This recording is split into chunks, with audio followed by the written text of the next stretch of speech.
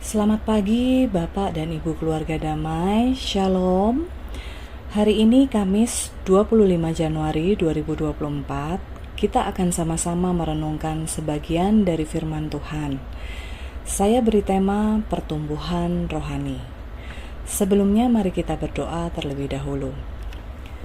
Kami bersyukur Bapa bahwa Engkau terus memberikan kami kesempatan untuk kami terus dibaharui hidup kami melalui perenungan firman Tuhan setiap hari. Dalam menjalani hari-hari kami yang penuh dengan aktivitas, kami mau menyediakan waktu untuk mendengarkan firman-Mu. Pimpin kami Tuhan agar kami mengerti kehendak-Mu dan kami melakukannya. Dalam nama Tuhan Yesus kami berdoa. Amin. Bapak Ibu Sobat Samas, firman Tuhan hari ini terambil dari 1 Petrus 2 ayat 1 sampai 10. Saya akan membacakan bagi kita semua. Karena itu buanglah segala kejahatan, segala tipu muslihat dan segala macam kemunafikan, kedengkian dan fitnah. Dan jadilah sama seperti bayi yang baru lahir, yang selalu ingin akan air susu yang murni dan yang rohani, supaya olehnya kamu bertumbuh dan beroleh keselamatan. Jika kamu benar-benar telah mengecap kebaikan Tuhan, dan datanglah kepadanya batu yang hidup itu, yang memang dibuang oleh manusia, tetapi yang dipilih dan dihormat di hadirat Allah. Dan biarlah kamu juga dipergunakan sebagai batu hidup untuk pembangunan suatu rumah rohani bagi suatu imamat kudus, untuk mempersembahkan persembahan rohani yang karena Yesus Kristus berkenan kepada Allah. Sebab ada tertulis dalam kitab suci, sesungguhnya aku meletakkan di Sion sebuah batu yang terpilih, sebuah batu penjuru yang mahal, dan siapa yang percaya kepadanya tidak akan dipermalukan. Karena itu bagi kamu yang percaya, ia mahal. Tetapi bagi mereka yang tidak percaya, batu yang telah dibuang oleh tukang-tukang bangunan telah menjadi batu penjuru, juga telah menjadi batu sentuhan dan suatu batu sandungan. Mereka tersandung padanya, karena mereka tidak taat kepada firman Tuhan, dan untuk itu mereka juga telah disediakan. Tetapi kamulah bangsa yang terpilih, imamat yang rajani, bangsa yang kudus, umat kepunyaan Allah sendiri, supaya kamu memberitakan perbuatan-perbuatan yang besar dari Dia, yang telah memanggil kamu keluar dari kegelapan kepada terangnya yang ajaib.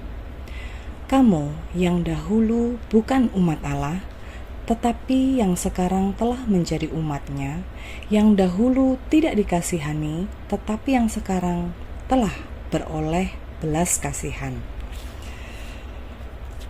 Bapak Ibu Saudara terkasih dalam Kristus, jika kita baca perikop firman Tuhan ini, mengingatkan kita bahwa kita sebagai umat yang telah diselamatkan dengan cuma-cuma, harus memiliki sikap hidup yang berubah dari sebelumnya, atau hidup kita harus mengalami suatu perubahan. Dahulu belum mengenal Kristus, sekarang sudah mengenal dan hidup lebih dekat dengan Kristus. Ayat 10. Kita harus terus belajar untuk meninggalkan segala kebiasaan lama yang mendukakan hati Tuhan. Ayat 1. Dan terus belajar perintah-perintahnya melalui firman Tuhan yang kita baca dan dengarkan, sehingga kita dapat mengalami suatu pertumbuhan rohani. Ayat 2. Pertumbuhan rohani adalah tujuan hidup pengikut Kristus, bertumbuh dalam anugerah dan dalam pengenalan akan Tuhan dan Juru Selamat kita. Dalam penerapan hidup sehari-hari, ada beberapa hal yang harus kita lakukan untuk pertumbuhan rohani kita. Saya membaginya dalam 3 hal. Yang pertama, terus-menerus berdoa dan belajar firman Tuhan, baik secara pribadi dengan Tuhan maupun beribadah di gereja atau persekutuan dengan saudara seiman. Menyediakan waktu secara pribadi untuk kita berdoa dan belajar firman Tuhan berperan sangat penting dalam pertumbuhan rohani, di mana firman Tuhan menjadi dasar dalam kita bertindak, dalam kita mengambil keputusan apapun. Ibadah atau persekutuan juga dapat membentuk pribadi kita menjadi pribadi yang lebih baik dan belajar menjadi berkat bagi sesama kita. Yang kedua, melakukan kehendak Tuhan. Setelah kita tadi nomor 1, kita mengetahui kehendak Tuhan dan perintah-perintahnya melalui firman Tuhan, kita wajib melakukannya dalam kehidupan sehari-hari. Dalam mengambil keputusan apapun, yang menjadi pertimbangan adalah apakah hal itu sesuai dengan kehendak Tuhan. Dan mari kita melakukan apa yang benar-benar menyenangkan hati Tuhan, apa yang benar-benar menjadi kehendak Tuhan dalam kehidupan kita. Yang ketiga, berbuah bagi sesama. Iman tanpa perbuatan adalah sia-sia. Ketika kita menjadi pengikut Kristus, hendaklah segala perbuatan kita bisa menjadi berkat bagi sesama kita. Menjaga perkataan, hendaklah setiap perkataan kita bisa membangun orang lain.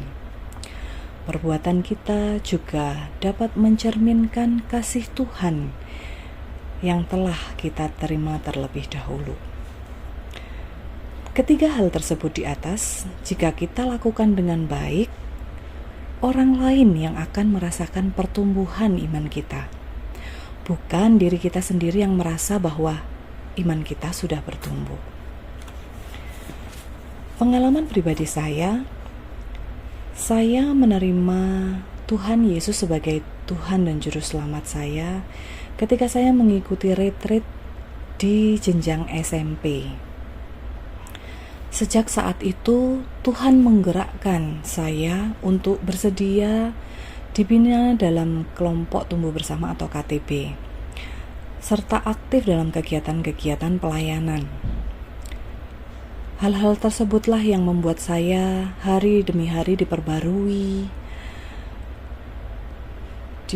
terus diingatkan harus selalu melakukan kehendak Tuhan baik dalam perkataan maupun perbuatan. Namun ada tantangan yang saya alami.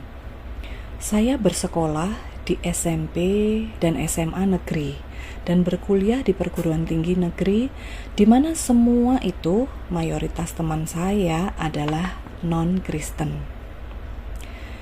Tapi saya bersyukur Tuhan terus menjaga saya, Tuhan meneguhkan iman saya, sehingga saya bisa tetap dekat dengan Tuhan, dengan kegiatan-kegiatan rohani yang tetap bisa saya ikutin.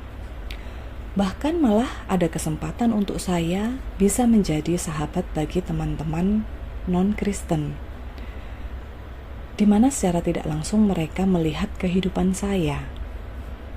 Kita adalah kitab yang terbuka, bisa dibaca oleh semua orang. Ya, puji Tuhan ya Bapak Ibu. Apapun kondisinya, situasinya, kita tetap bisa menjadi berkat bagi orang lain. Bapak Ibu terkasih, pertumbuhan iman tidak ada berhentinya atau tidak ada lulusnya. Setiap hari kita harus belajar untuk terus bertumbuh dalam iman. Jadi mari hari ini kita koreksi diri kita masing-masing. Apakah kita telah mengalami pertumbuhan iman dan apakah kita terus berusaha untuk mengalami pertumbuhan iman itu dalam Kristus? Tuhan memberkati. Mari kita berdoa. Bapa dalam surga, terima kasih untuk kasih dan kemurahan-Mu, sehingga kami menjadi umat pilihan Allah yang menerima anugerah keselamatan secara cuma-cuma.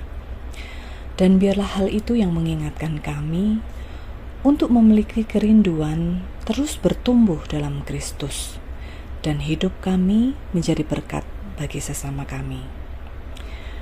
Berkatilah sepanjang hidup kami hari ini ya Tuhan, juga hari-hari ke depan. Tuhan berkati supaya kami menyenangkan Tuhan, Ampuni segala dosa dan kesalahan kami Tuhan. Dalam nama Tuhan Yesus kami berdoa. Amin.